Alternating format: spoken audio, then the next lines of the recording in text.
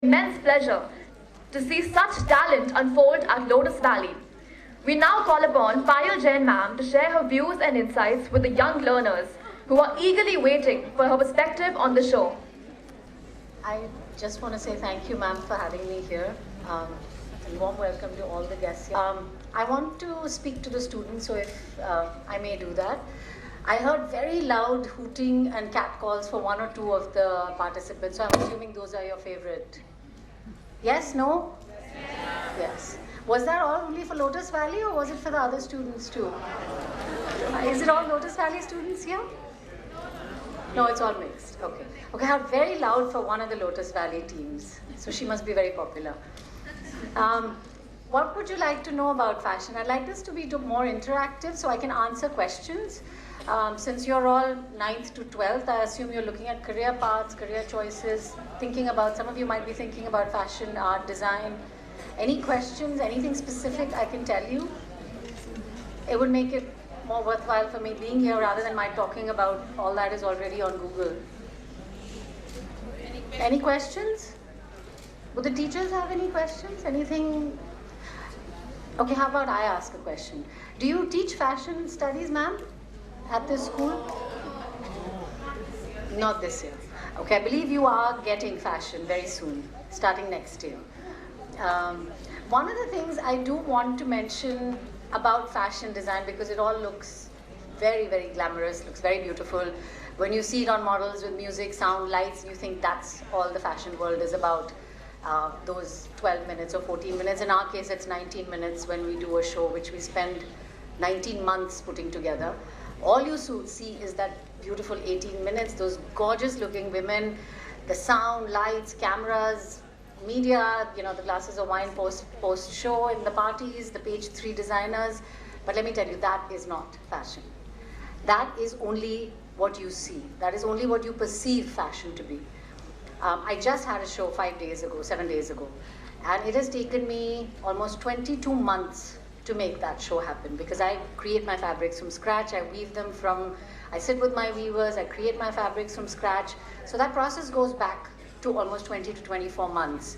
Also, we show one season ahead. So essentially, we're working 3 years in advance to make a collection happen. What I just showed was Spring Summer 2020, which you'll be seeing in stores only next year, February, across the world, wherever it goes. Now that is to blow your bubble a little bit. But as far as fashion is concerned, in terms of a career choice, it's a lot of hard work, it's a lot of commitment, but it's also hugely, hugely, hugely satisfying. So I saw some fabulous work from the students from all these schools. There was some which was inspired by Gone with the Wind. So it was very interesting to see 3 completely different interpretations of Gone with the Wind. Then there was fashion as art, which to me fashion is art. Fashion is something which goes beyond your clothes. But fashion also needs to be something which is very personality driven. So because I'm a designer, I can't tell you, wear pink pants and wear a yellow t-shirt and dye your hair green and that's fashion for this season.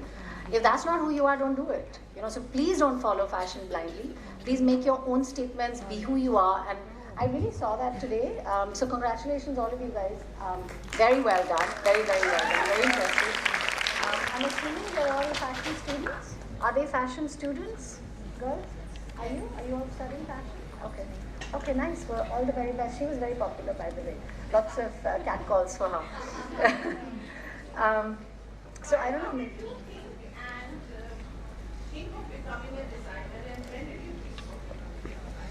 Okay, that's a question I can answer. So I grew up in a home with a lot of art and music. My mother's an artist. My father was a designer. He designed buildings. So he was an engineer, but he designed buildings. So I grew up with music, art, painting, dance. I did all of those when I was little. I started drawing when I was about 8 or 9.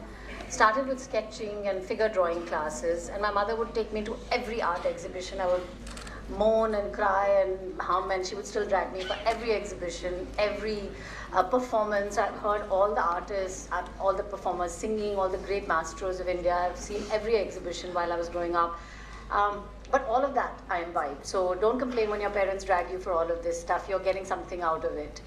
And then I love to draw. So that's where fashion comes from. But of course, fashion in those days when I was wanting to study fashion professionally was like this, not so good enough. Everybody had to be an engineer, everybody had to be a doctor. And if you weren't good enough to be those, then maybe you were an architect or a dentist or whatever. Those were like rung two professions. Fashion, clothing, art was just not a thing you spent money to study. You didn't. Your parents didn't encourage you. Nobody in society understood that. And so I was originally thinking, because I love to draw, I started thinking about architecture, and that's the space, that's the world my father came from.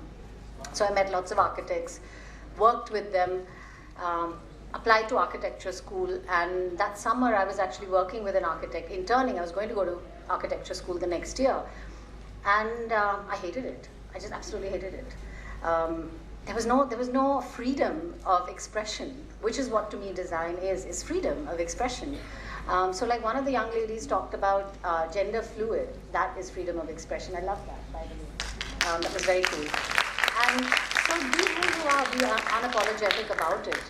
That's the world you're growing up and you're blessed to be. We weren't. Anyway, to cut a long story short, I had given architecture exams, and then I decided I wasn't going to go write them, and I needed an alternate.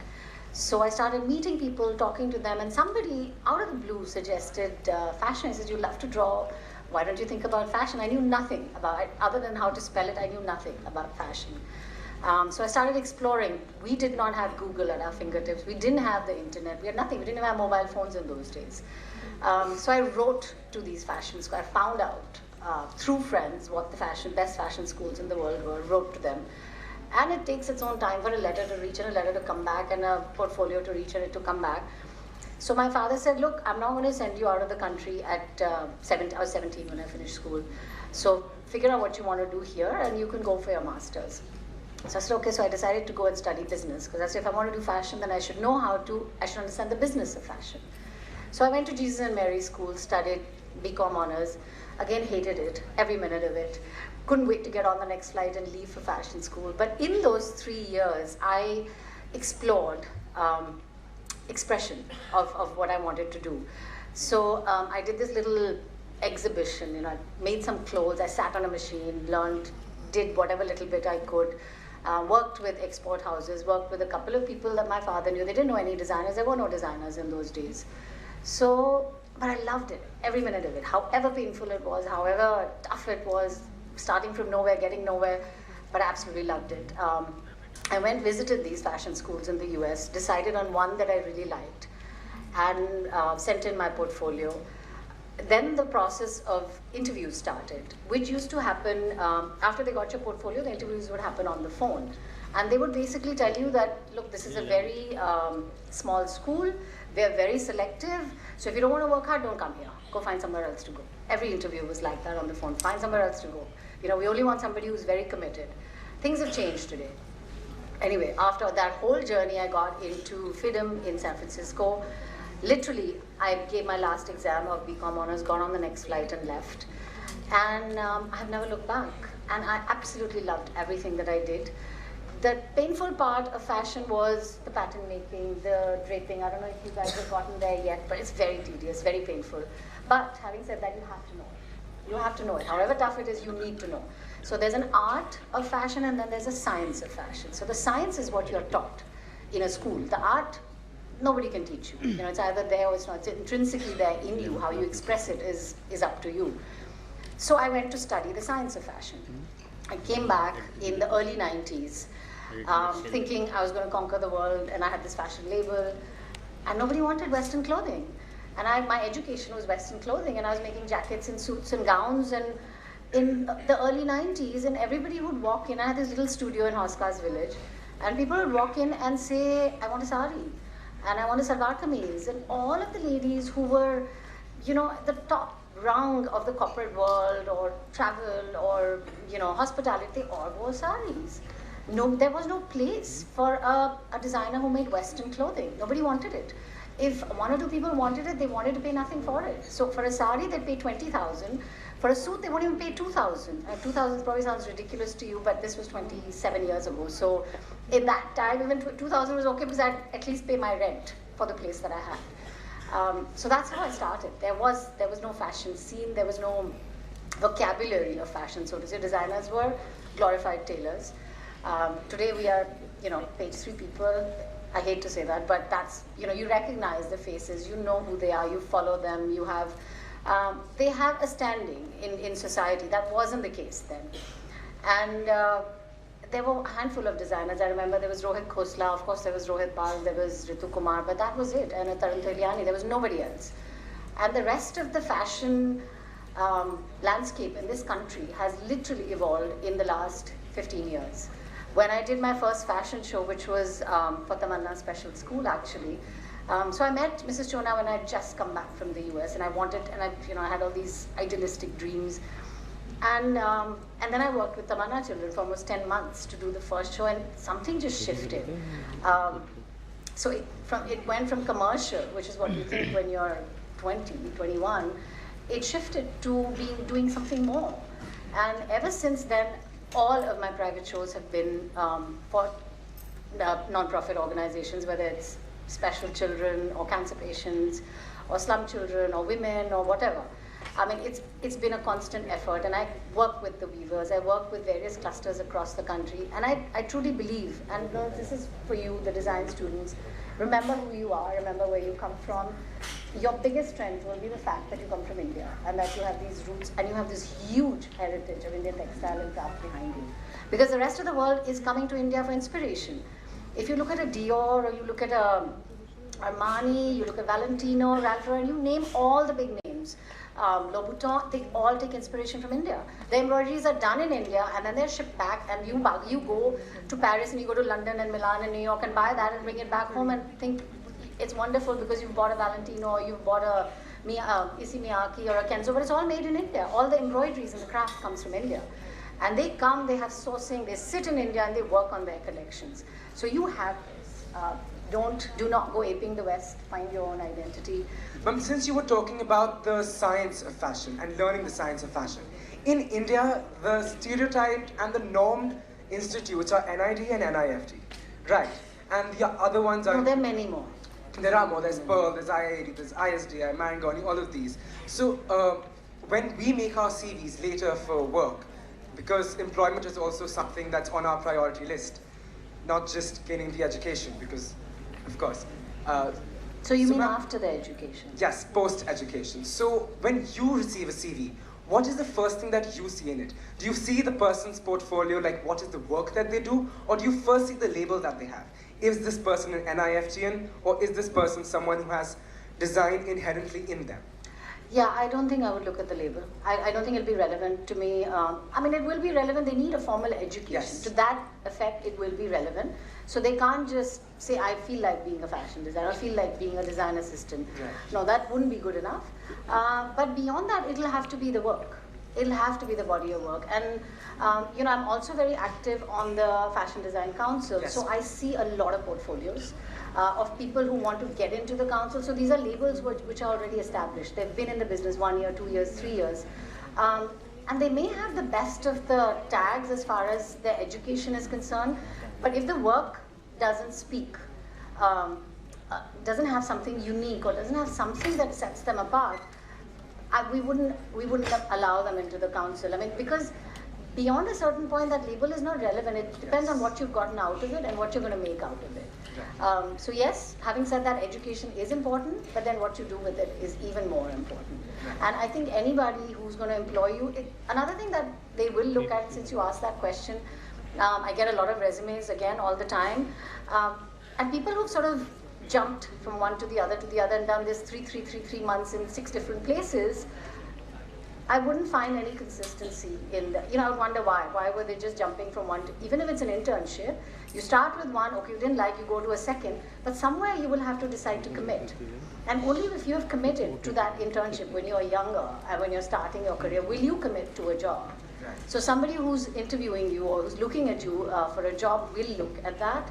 So it is not good to have Rahul Mishra and Rohit Bal and Reena Dhaka and 7 names and saying I've done it 1 month with all of them. That's not going to happen. So don't do that.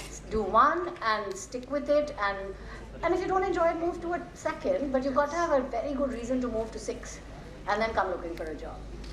And that's very common.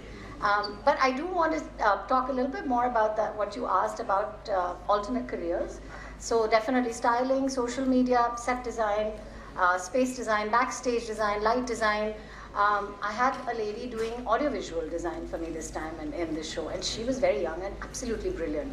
So I wanted the models to look like they were walking on the surface of the moon, and with the Earth behind. And then I wanted this burst of the planet, and it was only in my head, but she was able to create it.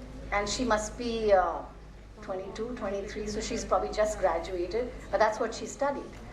So all of this is very, very important. Backstage production. In 20 years, there are 2 ladies in Delhi who do backstage management. That's it, and that's purely from experience. There is nobody else, they have no competition. So these may not sound as glamorous to you in terms of career choices, but they're all a very integral part of the final product. So if you're talking about films, there's only one director and there's only one Shah Rukh Khan. There's an army of people who makes that film happen.